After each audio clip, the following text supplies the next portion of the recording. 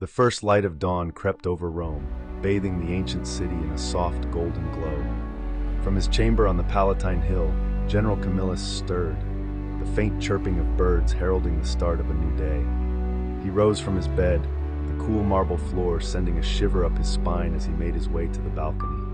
Stepping out, he was greeted by a breathtaking panorama. The city lay sprawled beneath him, its labyrinthine streets still cloaked in the shadows of night. The Tiber River glistened in the early light, snaking through the heart of Rome like a silver ribbon. The ancient temples and public buildings, silent and majestic, stood as timeless sentinels to the glory of the eternal city.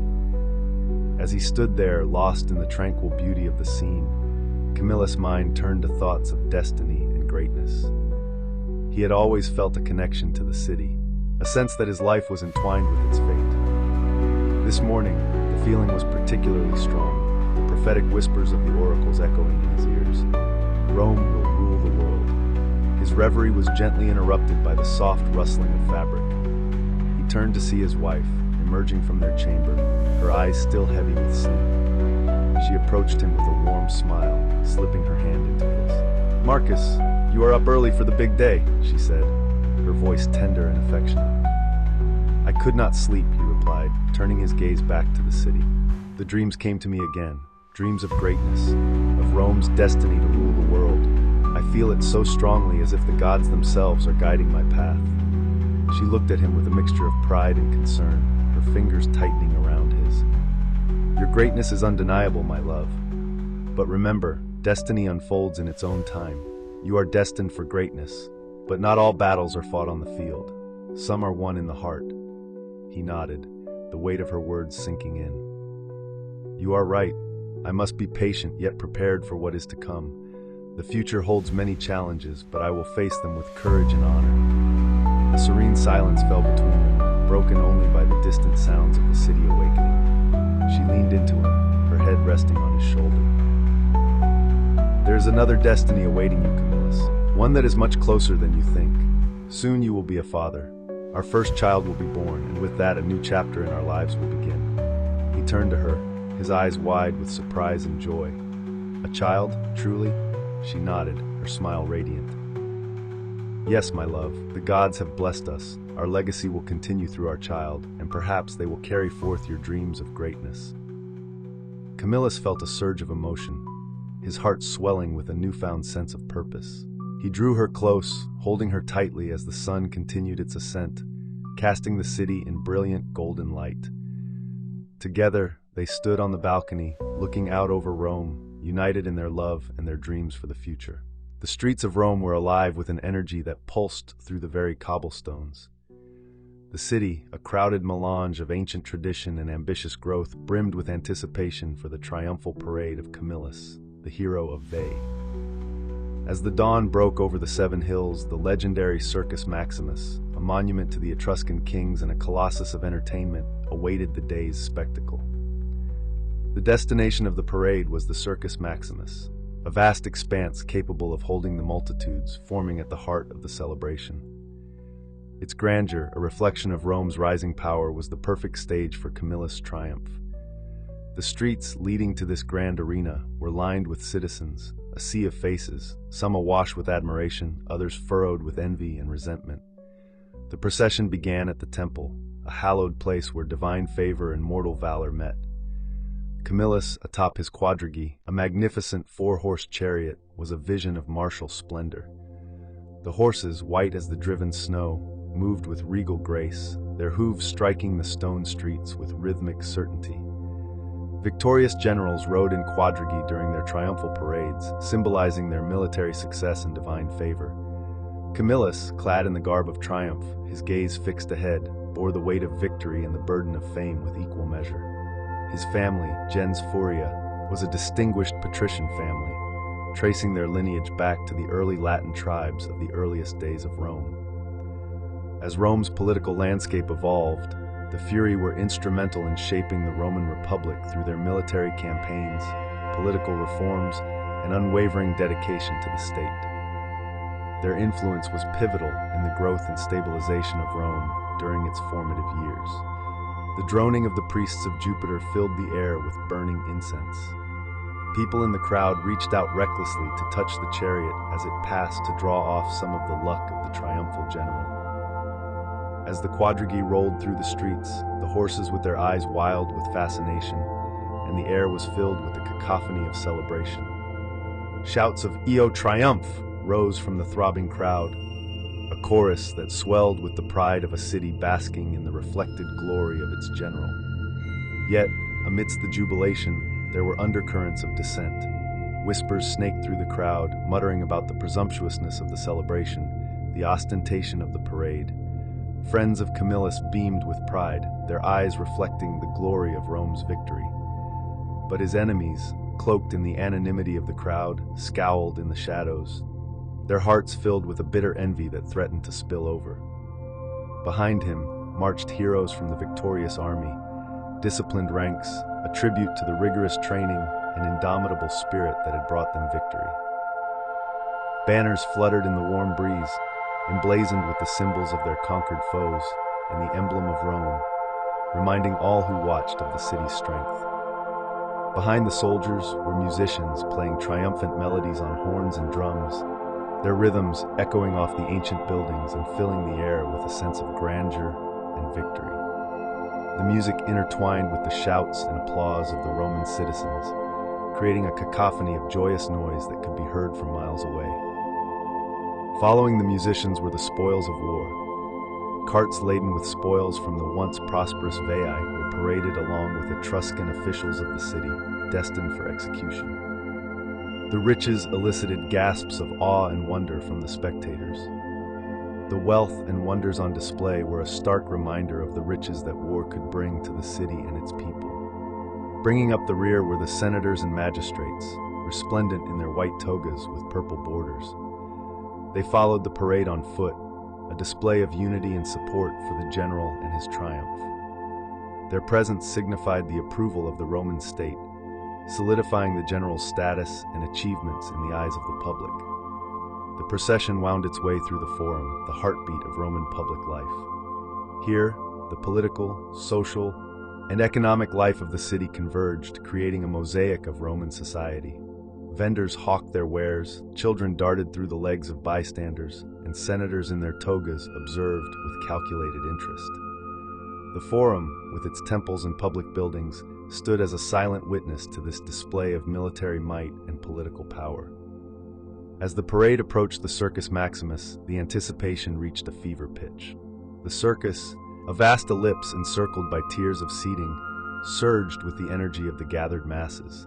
The scent of street food mingled with the earthy aroma of the crowd, creating an intoxicating blend that was uniquely Roman. When Rome was a collection of villages rather than a unified city, the earliest events at the site of the Circus Maximus were organized by Romulus, Rome's legendary founder. The Etruscan kings who ruled Rome before the Republic organized the Roman Games. Soon came the construction of the first permanent wooden stands for spectators, allowing for larger crowds and more organized events. Now those stands were filled with cheering, shouting citizens hailing the victory over their rival. The procession of Camillus, now at the epicenter of this human maelstrom, appeared to be sailing on a sea of adulation and intrigue. Inside the circus, the spectacle reached its zenith. The chariot entered the arena to a thunderous roar, the cheers echoing off the arches and columns as if the very gods were joining in the acclaim.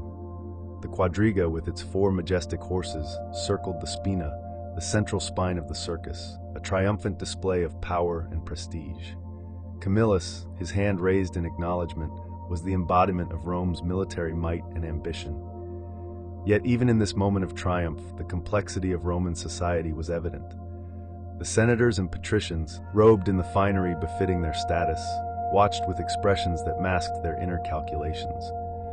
The plebeians, crowded in the cheaper seats, cheered with a fervor that was as much about the spectacle as it was about the hero of the hour. And lurking in the shadows, the enemies of Camillus, their faces twisted in barely concealed disdain, plotted and planned, their minds churning with schemes born of jealousy and ambition. The triumphal parade was more than a celebration of victory. It was a mirror reflecting the myriad facets of Roman life, its its grandeur and its pettiness, its pride and its envy, its public splendor and its private machinations. As the chariot of Camillus made its final pass around the circus, the cheers of the crowd ringing in his ears, he knew that this triumph was but a moment in the ever-unfolding saga of Rome, a city as complex and contradictory as the man who now basked in its glory. Aulus Cassius, a young boy with eyes wide open to the grand spectacle before him, stood among the throng of Romans gathered to witness the triumphal parade. The air was thick with excitement, the streets of Rome alive with the clamor of celebration as the victorious soldiers marched past.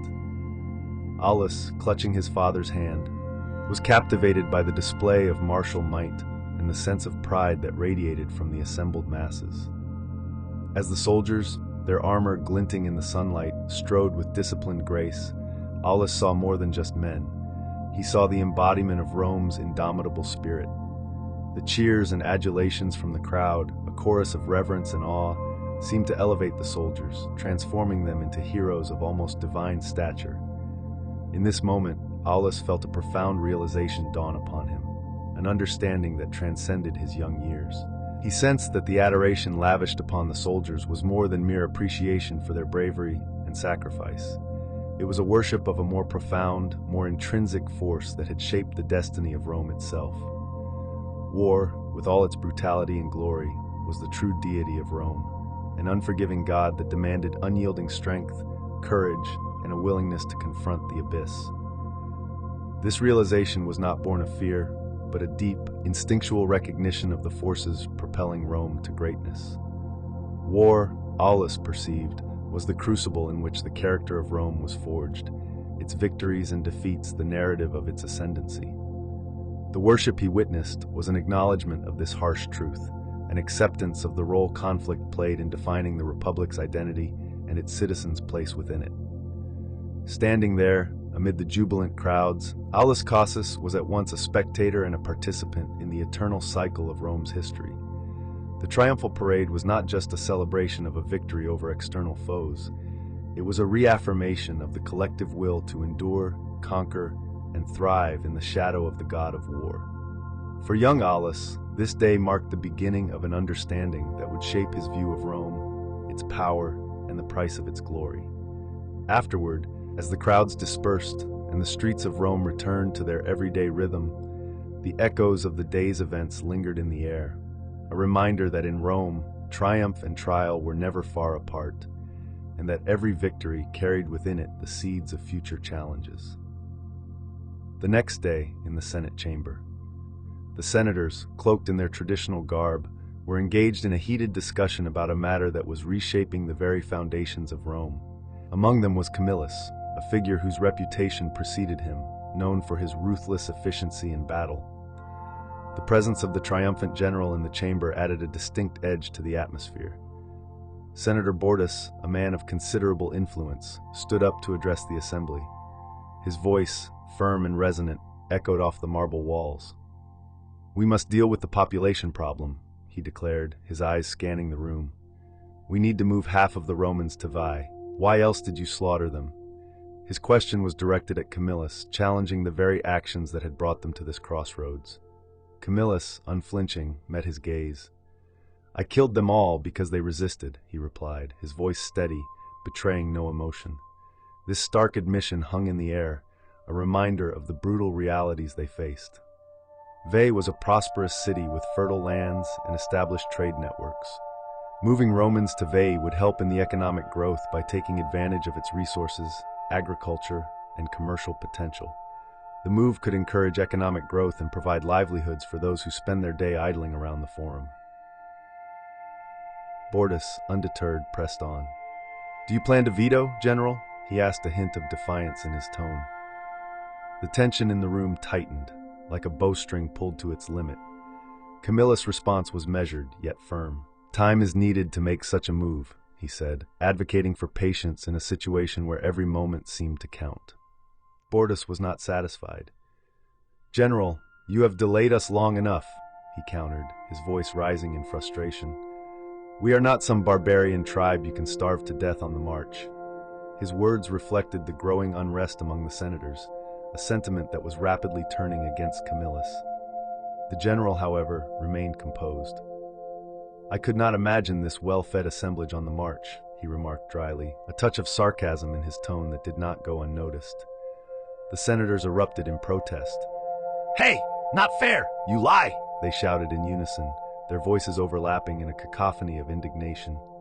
The chamber, usually a place of structured debate, momentarily descended into disarray as the senators expressed their displeasure at Camillus' jibe. Amidst the uproar, Bordus regained control of the floor. "I think your authority is limited, General," he stated, his voice cutting through the noise. The room quieted, the senators turning their attention back to the unfolding confrontation. Camillus looked at him, his expression unchanging.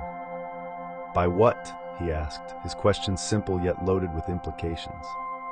Bordus, standing tall and confident, answered, "By the laws and traditions of Rome."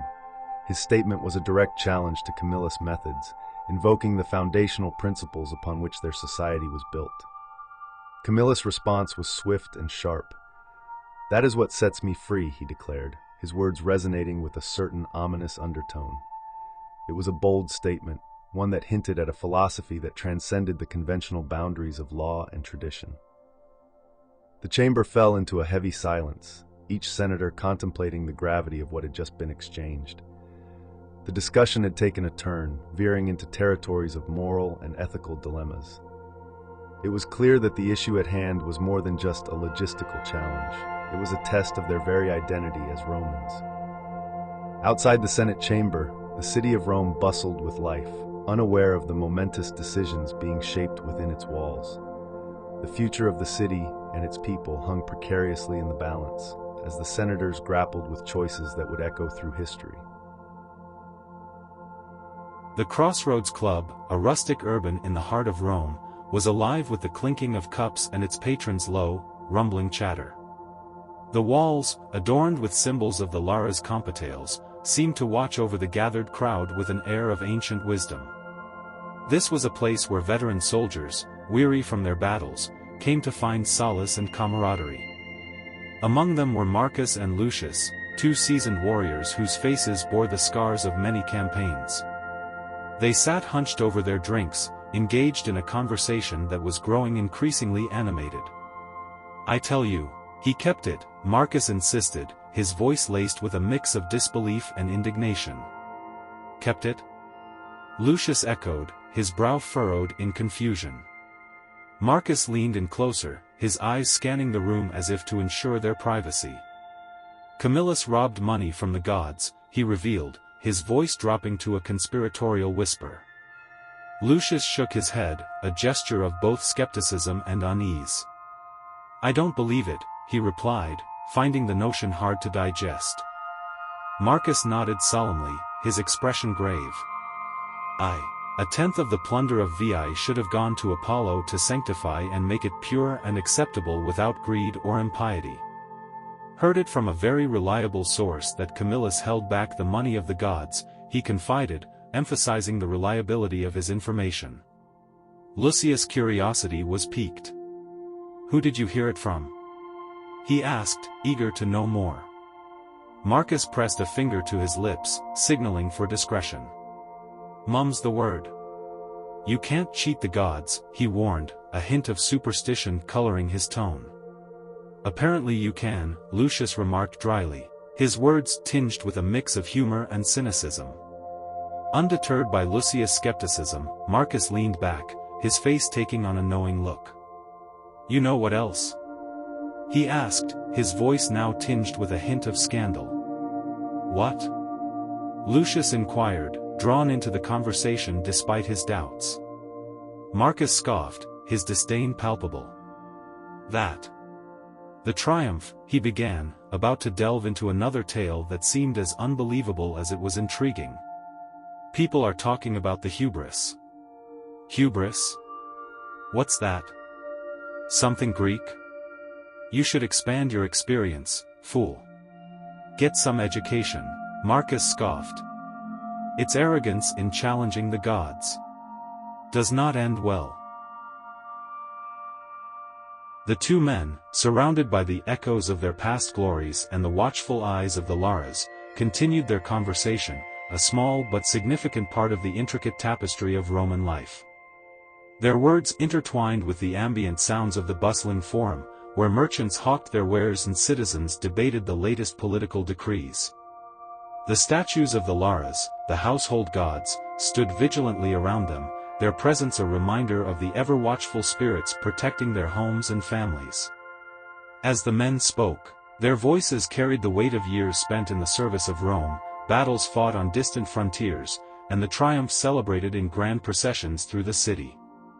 Their conversation meandered through tales of old comrades, fallen in battle, and the strategies that had once secured the empire's borders. Each recollection added to the rich history that defined them, not just as individuals, but as integral parts of Rome's legacy.